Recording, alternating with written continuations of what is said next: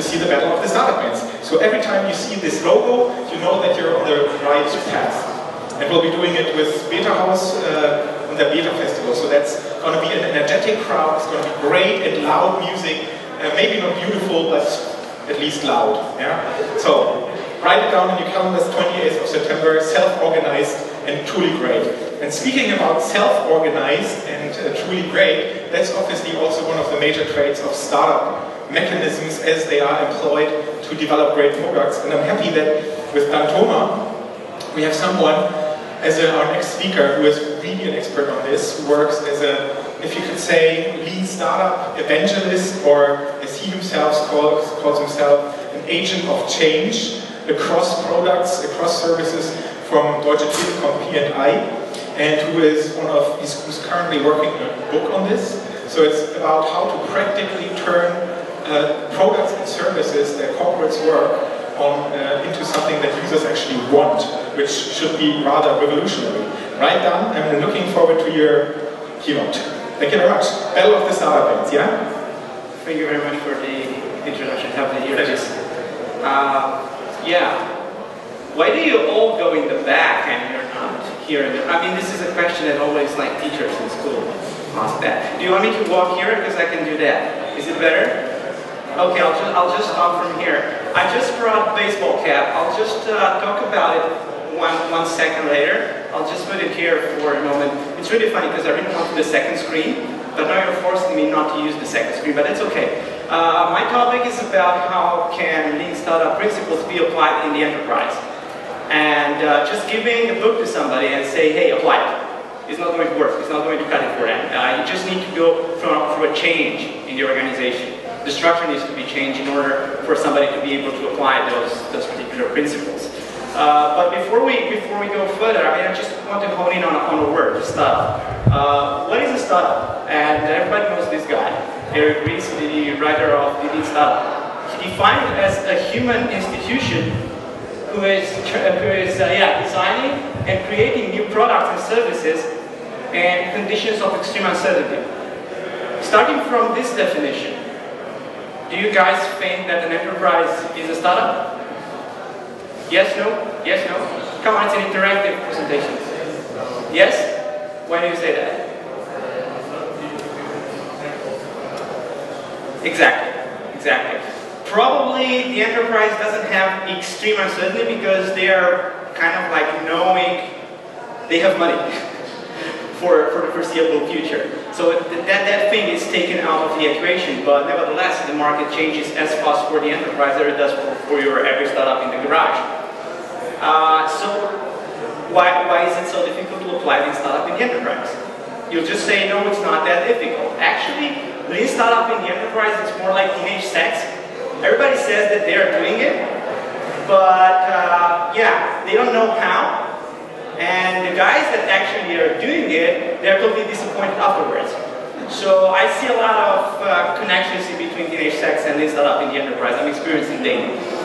And yeah, a lot of people talk about it, but it's on top of everybody's agenda, but only like 10% are actually doing it. And the ones that are doing it are the most disappointed. Let's just go. You want to take a picture of that? That's no problem. As I said, we're having an interactive presentation here. Is it okay? You want the picture too? Should I go into the slide? Like this? Is that? Yeah, thank you very much. Picture that to me. Okay, so this brings us to the enterprise, back to the enterprise. You know what is the, I think, more difficult thing than building your own venture? You know? Building a new venture within an enterprise. That's more difficult than building a venture outside the enterprise. And you're probably asking yourself, hey, why is that? Why is that? Because you have the money, you have the people there, why is that? Yeah, but you know what the enterprise has? Yes, the enterprise looks like this, like silos, like sales, like HR, and try to build something across this. By the time you figure out where your paper is, you're already 3 months into the process. The market already changed by 3 months. By the time you figure out where your paper is, not like by the time you start doing something. In general, if you break down an enterprise, you break it down into 4 parts. First of all is people. It's a human institution.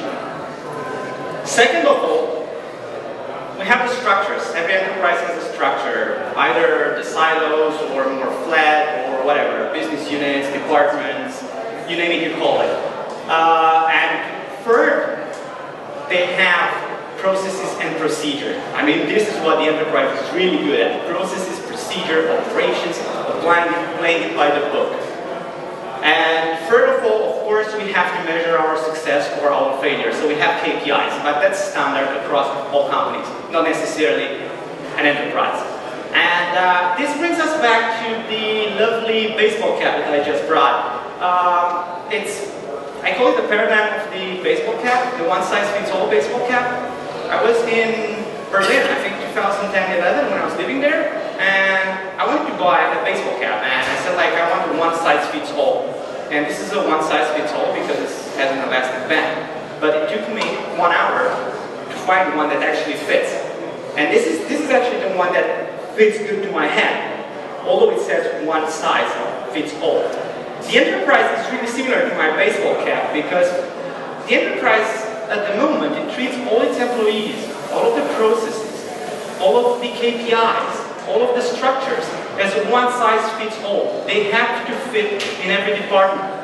They have to fit with every product. They have to fit with every new venture that they're trying to build to the market, regardless if it's a product, a service, or whatever, or regardless of the type of the product they're trying to build. It has to fit.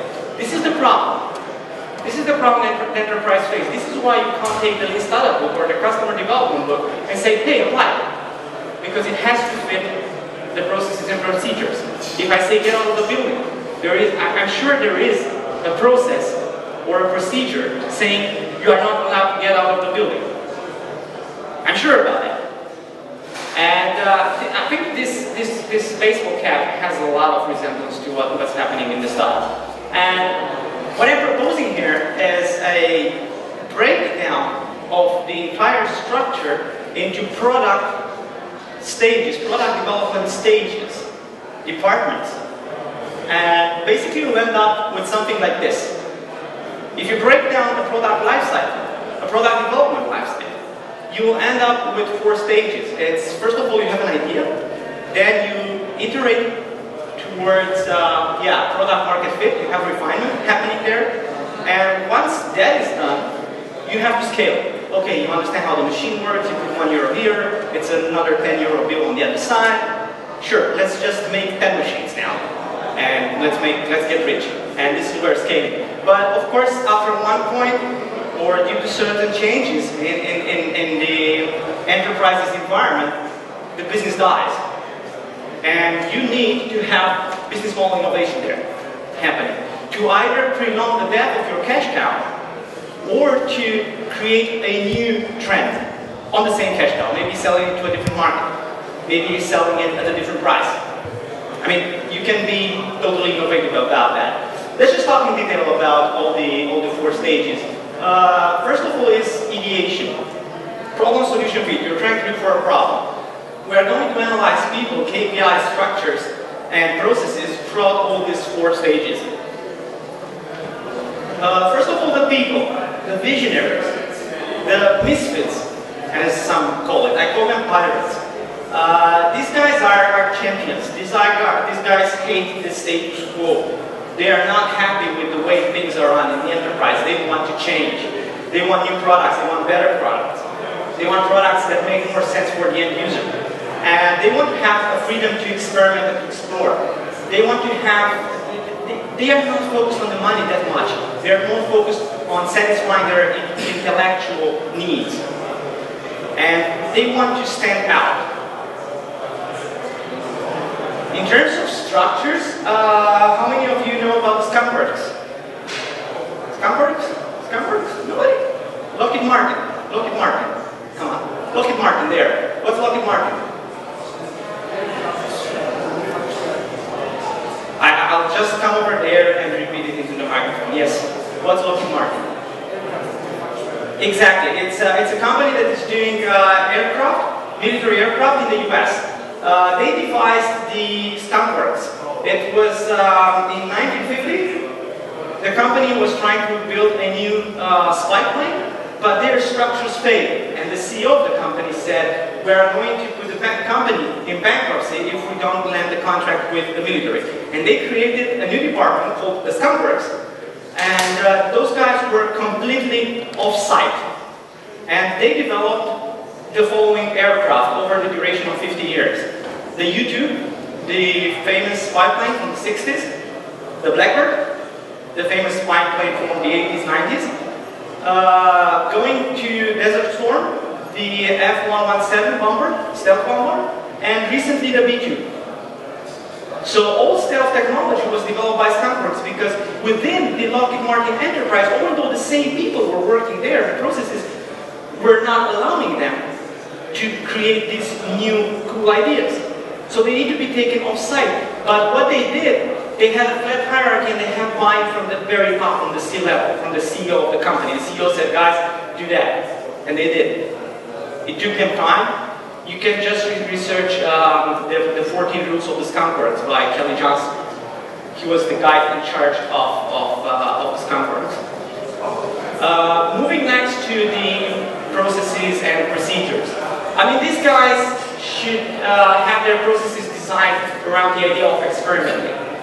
But make sure you understand what experimenting is, because if you're just experimenting to see what happens, you're definitely going to see what happens. You have to have an experiment designed to learning a particular thing.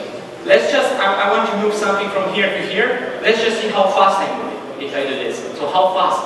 That's an experiment. Not like, let's see what happens if I move from here to here. Yeah, you just move. Okay, great. What now? So, yeah, you have to have that.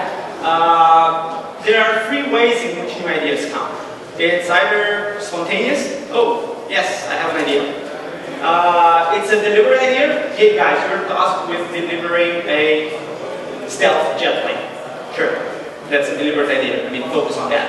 And then there's an insider idea. You're already working in the industry, so you have an insider take on a particular thing that doesn't work. So you're going to have an idea from that. And the only thing here that I'd like to focus on is less PowerPoint, more minimum viable product. These guys should do minimum viable product after minimum viable product after minimum viable product. No stupid, pointless presentations.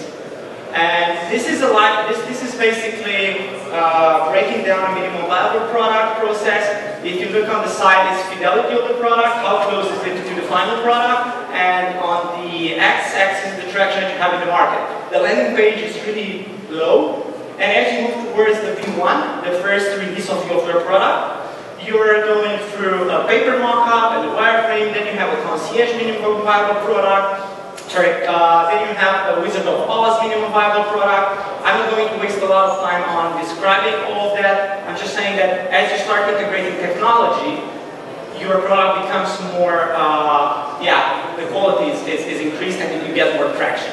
So the most advanced minimum viable product is a Wizard of Oz, where the users think they interact with the machine, but they actually don't. There's just a code there to mimic the interaction with the machine, or it's actually an engineer. That was developed by IBM in the 70s. They were trying out computers and there were actually engineers in the back for just pulling strings. And the user had an impression that they were using the technology, but they were not. So, metrics, what have you discovered? What have you learned? This is their key metric in this stage. You don't need to focus on money, you don't need to focus on users, you don't need to focus on number of downloads. You just need to focus on what have you learned. You went out to the building today, what have you learned? What have you learned? How many people did you talk to? And what's the market size? Is there a market for this? How many times did you pivot in order to reach this? If you go and work into VC, the VC is going to give you money based on how many times did you pivot from the initial idea to by the time you're there in their office asking for money. And these are a list of pivots. I'm not going to go over them because everybody can take Eric Rees' book and read through them. I'm just asking you, Flickr.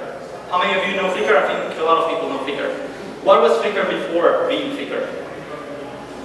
You can't remember, I guess. Flickr was an online game. Flickr was an online game, a multiplayer online game. It had one feature. The feature was called sharing photos in between the players, the avatars. Okay, sharing photos. That was the single most used feature in the game. And they pivoted, they made a zoom-in pivot towards that, and hence Flickr. Instagram, it was a location-based thing where you take out your phone and you check into the restaurant and then you do things there and you earn points. One thing that you had to do was to take a picture of whatever it was that you were eating. That would have earned you points. They zoom in on that. Bam, Instagram. I don't know, there's just a lot of those. There's like 14 examples on my blog. You can go check it out later. Next stage of the product lifecycle is product market fit. Here's where you refine your product. Here's when you do build, measure, learn. Build, measure, learn. And in terms of the people that run this, they have a mentality, a mindset of an entrepreneur. They know how to build a business. They are business builders. They understand the idea of fail soon, succeed sooner. The sooner I fail, the sooner I will succeed. Edison said that he didn't fail. He just found 10 ways in which it didn't work. So fail soon, succeed sooner. Of course, they have to focus on the big picture, and they have to have basically the mindset of an entrepreneur. I'm not going to walk you through everything that I wrote there. I'm sure you can read better than I can because I'm in the back and I have a second screen. But this is not the point. The structure has to look like this, like a tribe.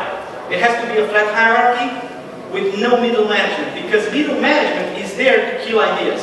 This is their job, sorry if you guys are middle managers here, but your job is to kill ideas because you got there by obeying the corporate. I'm not making a lot of friends here, unfortunately, but middle management I'm not talking about you, I'm not talking about other middle managers. They just got there because they obey the rules, and the rules say play it safe. Play it safe, but actually, you know, Steph Goldman said that being safe is risky. It actually is in the motor environment. Being safe is actually risky, so you have to have a flat hierarchy. You know, this brings me back to the idea how an enterprise works. It's basically like this. A market analyst says that enterprise X is going to make a certain amount of sales in the third quarter. The executive sees the report and goes and puts pressure on the middle manager. The middle manager goes and puts pressure on the employee. 3 minutes? Wow, that was fast. Because I'm just barely through that. Yeah, the thing is the middle manager, the employee has to take risks. And the risks that they need to take are going against what the market wants. So the stock drops. I'll just start running now. Build, measure, learn. This is the process that you have to have. This is going to be really fast if you want. Metrics. One metric that matters. Focus on one. Change it. Once you draw a line in the sand, you've reached that, move to the next one. Lean Analytics is called the book. Take it and read it. It's a lot of information there about that. Scaling. I'm not going to talk very much about it because you come from enterprise, you know how to scale things. And yeah, business runners, no excuse management style. If you do something bad, you get fired. Really simple. Thank you very much. This guy, Frederick Taylor, he knows all about the structure. He created it 110 years ago. We're still using it. I don't know why. We should focus on profit, return on investment, customer acquisition cost. Yeah, defending profit margins. This is the processes. We have to defend that, and so on and so forth. Business model innovation. There's no point in innovating a product if you don't innovate a business model. It's totally useless.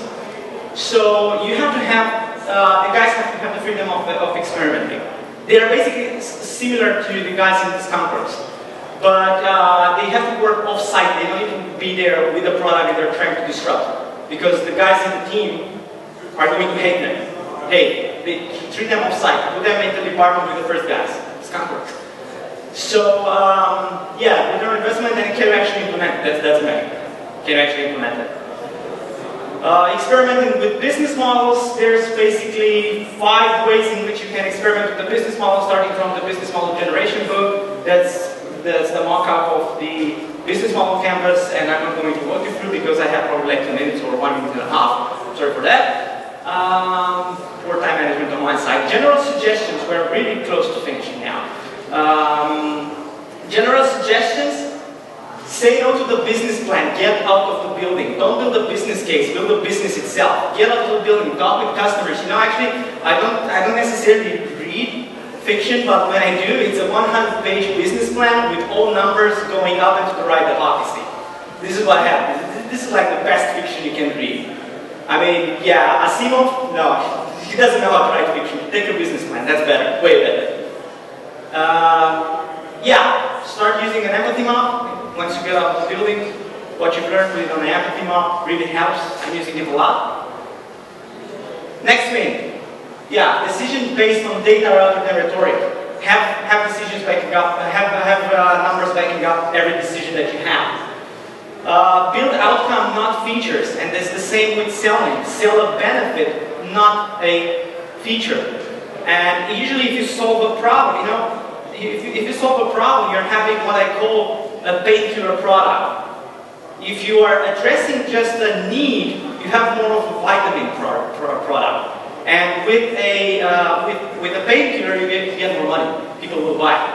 People will buy the painkiller. They will buy the vitamin, but not necessarily. Not everybody.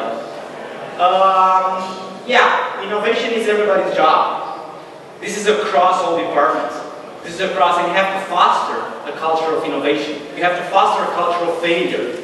Of course, the guys that scale, not necessarily that much. Hey guys, don't fail. Don't screw up that big. Well, it would be great if they have an idea, if they see something, at least just put it up and say, hey, we might innovate that, and then you'll just figure it out. Hey, the business model innovation guys, hey, you should check up on this.